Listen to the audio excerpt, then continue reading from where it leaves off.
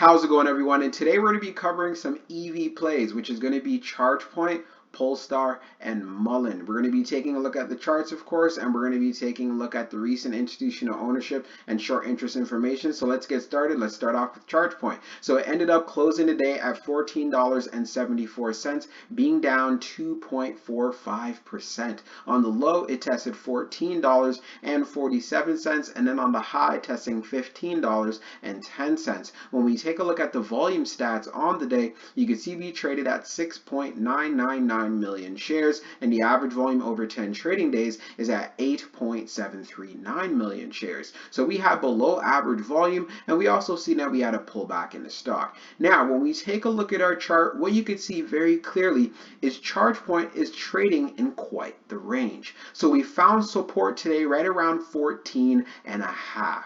So seeing that we had support at this area and going into tomorrow, we want to see a continuation of this. If we have a continuation of this, then I'm going to be looking for it to actually make a higher high than it had today. As far as for the high, it was at $15.10. And of course, that is not enough. We want to see it breaking out. Remember, it wasn't too long ago when we had ChargePoint last week that was having price action and seeing highs at 15.5.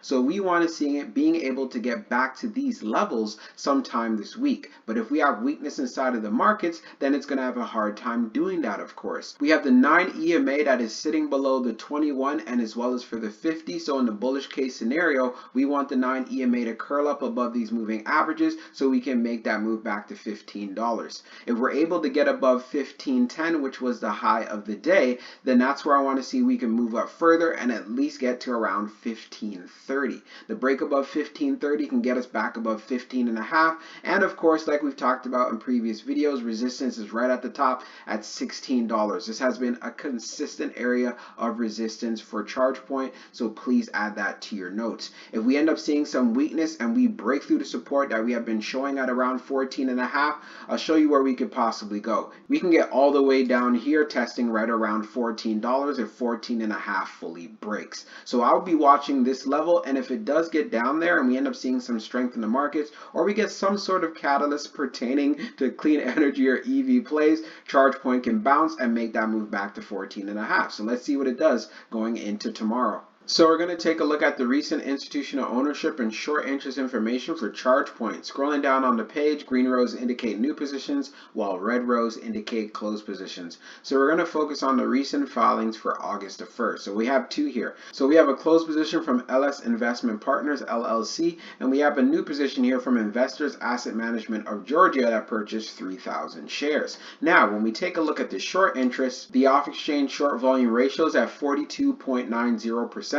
And then for the off-exchange short volume, it is just over 1.82 million shares. Scrolling down on the page, the short shares availability is at 1.4 million, updated 25 minutes ago. And then for the short ball-free rate, it is at 4.31%. When we take a look at the history of the short volume, we can see for the close of the 28th, it was at 49.82. And then for the close of the 29th, it was at 42.90. So that is a significant difference right there. And then when we take a look at the short interest percentage of the float being at 17.49%, ChargePoint does have short squeeze potential. So we're going to take a look at the chart for Polestar. Let's see how it performed on the day. So it ended up closing at $8.90, being up 0.11%, so pretty much flat.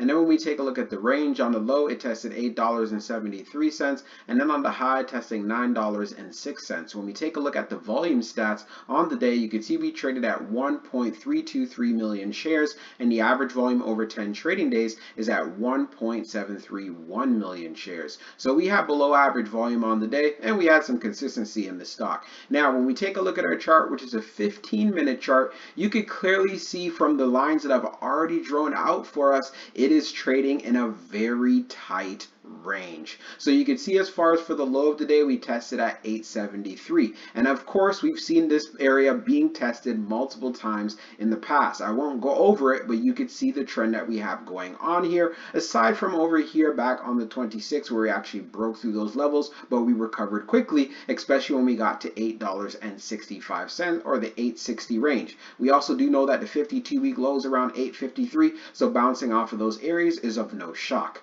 As far as for the high that we saw, it was right at $9. So right at the top of this range. So what do you want to see as far as for a bullish move is breaking above $9. I know we got to 9.06, but we need a bigger move than that. What kind of move would you want to see is some price action above 9.15 and then seeing if it can move up further to the 9.30s and so forth. But as long as it continues to consolidate within this range, it does provide an interesting opportunity. So we're going to take a look at the recent institutional ownership and short interest information for Polestar. Scrolling down on the page, green rows indicate new positions while red rows indicate closed positions. So when we take a look at the recent filings, we have for the 28th is National Bank of Canada that purchased 200 shares, and we have AMF, and I can't pronounce that purchased just over 4.4 million shares. I think we already covered that in a previous video as well. Now, when we take a look at the short interest, the off-exchange short volume ratio is at 48.44%, and then for the off-exchange short volume, it is at 346,546 shares. Scrolling down on the page, the short shares availability is at 0, updated 27 minutes ago, and then for the short borrow fee rate, it is at 169.43%, so that is up there. And then when we take a look at the history of the short volume, we can see for the close of the 28th, it was at 59.63, and then for the close of the 29th, being at 48.44. So that is a significant difference right there. And taking into consideration the short borrow fees, and what does this mean? This just means for anyone that is shorting this stock, that is what they have to be paying for their borrow fees. And then seeing the short shares availability being reported at 0 27 minutes ago just means that there's not a lot of shares that are available to short, which I'm going to look at Polestar having short squeeze potential. So we're going to take a look at the chart from MULN. Let's see how it performed on the day. So it ended up closing at 86 cents, being up 9.36%. On the low, it tested 76 cents, and then on the high, testing 92 cents. When we take a look at the volume stats on the day, you can see we traded at 75.717 million shares, and the average volume over 10 trading days is at 46.573 million shares. So we had above average volume on the day, and we saw some strength in the stock. Now, when we take a look at our chart, which is the 15-minute chart, here's where I want to show the double bottom that has occurred recently. So last week, Friday, you could see that we got to the mid 70-cent range, so around 76. And then for today on the Monday, we tested that area again, and we ended up having a strong bounce coming from a news catalyst. So that was the perfect setup right there. As far as where we saw resistance right at 92 cents, of course, for this bullish momentum to continue, we need price action above this level. If MULN is able to get above 92 cents, that's where I want to see to move to 98 and then essentially getting to $1. If we look previously, that's where we had that big time sell-off and MULN just started going on a downtrend. So now that it's picking back up, again, you want that move going to 92 cents. Taking a look at our moving averages, of course, is looking bullish with the 9 EMA that has crossed over the 21 and as well as the 50. And as far as where we close, right around that 9 EMA, and that's what you want to see. So going into tomorrow, we want support to hold up at least above 85 cents. If not at 85 cents, then definitely I want to see that support holding up right here around 83 cents. And let me show you guys quickly the daily chart real quick. So as we take a look at the daily chart, I want to show you guys how MULN bounces off this level and how I've talked about it in older videos. You see it right here, which I just discussed. You also see it all the way back here on the 12th of May, and you also see it right over here again back in March. This is not a strange coincidence whatsoever that MULN bounced off of this level. That's why it pays to do your homework. So we're going to take a look at the recent institutional ownership and short interest information from MULN. So scrolling down on the page, green rows indicate new positions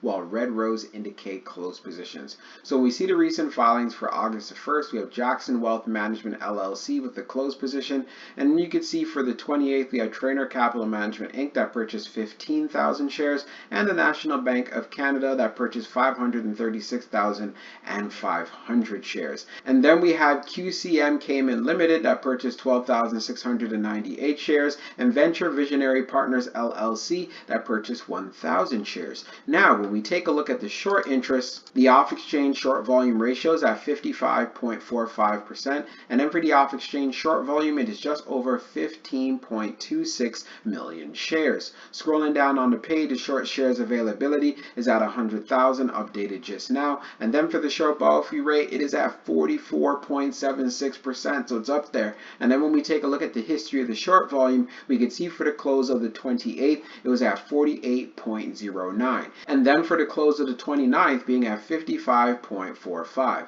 So that is a significant increase right there. And then when we take a look at the short interest percentage of the float being at 15.83%, MULN does continue to have short squeeze potential. And also to give you guys my final thoughts before I close this video out.